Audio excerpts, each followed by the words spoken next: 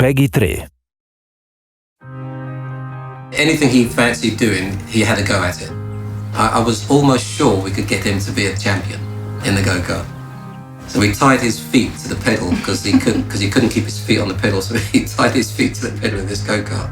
I don't think you'd actually learned how to brake or accelerate, had you? I go one way, accelerating down one end of the car park, and next thing you know, he's hit this curve at the end of the car park and the go-kart's flipped up and gone round and disappeared down a ravine. And then after that, my parents pretty much said, hey, no racing for you. And I think my mum just wanted to look after her disabled son and do something else.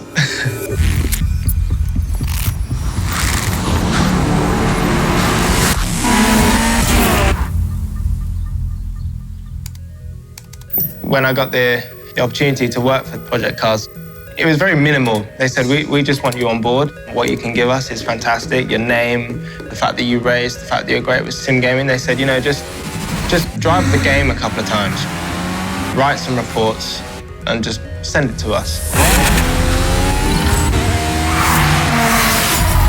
And I was like, yeah, okay, well, that's great. But, this is an opportunity that I've never had before, and I've always wanted to be a part of a game and put my thoughts and aspirations into a game. I followed my brother Lewis for my whole life. And I think it was just a natural thing for me to want to be able to race.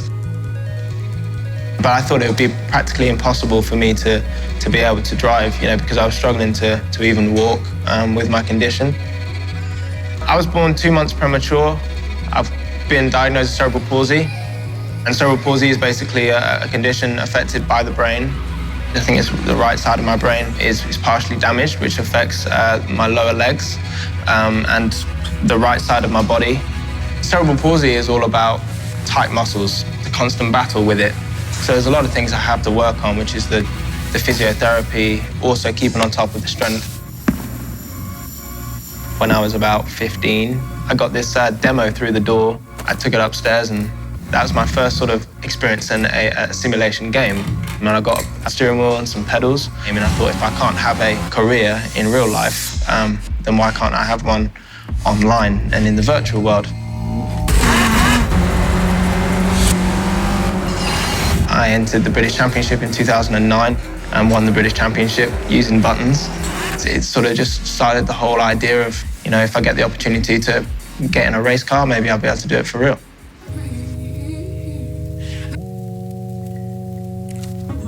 I pestered my dad for weeks and weeks and said, can I get in a race car? And he thought, okay, well, I'll give him a little shot. I went to this driving school, which is owned by Jonathan Palmer. Within half a day, I was a second faster than the instructor straight away. Yeah, I came last. I couldn't catch him or Lewis. It's impressive to watch Nick drive. Us being Hamiltons, we're pretty much all or nothing. So we went into the Clio Cup, which is a step down from British touring cars, and it's the hardest or the toughest one-make series in the UK. Within 4 months, I went from a sim gamer to having my first opportunity to race a race car.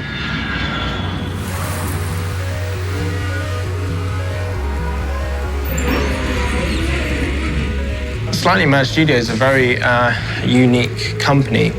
Everybody that's a part of the game and works on it is passionate about it. It's all driven by passion. My job is to take all of the cars in the game and develop them in terms of handling and physics, because I have that ability to mix between sim gaming and real life.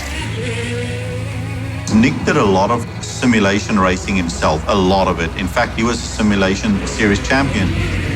He has a good understanding of the nuances that we need to nail in order for a simulation to feel authentic. To get the tire model right, having real-life drivers is critical.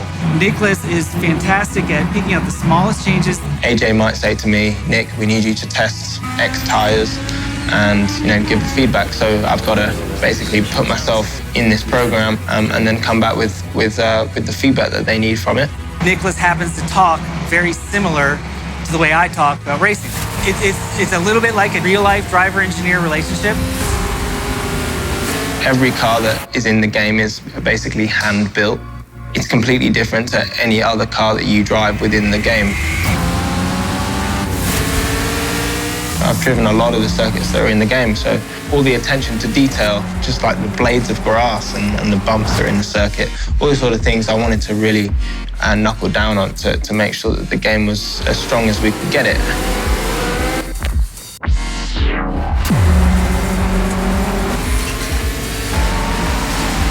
Try and do the best job I can for them because it's something that I'm very, very passionate about. Something that, as I said, never thought I'd be in the position to do. If it wasn't for sim gaming, I wouldn't be where I am.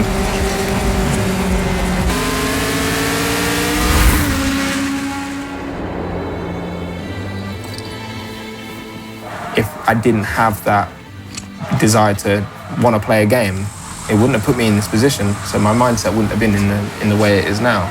So really, it stemmed from the whole sim gaming world, which I've only actually realised now talking to you.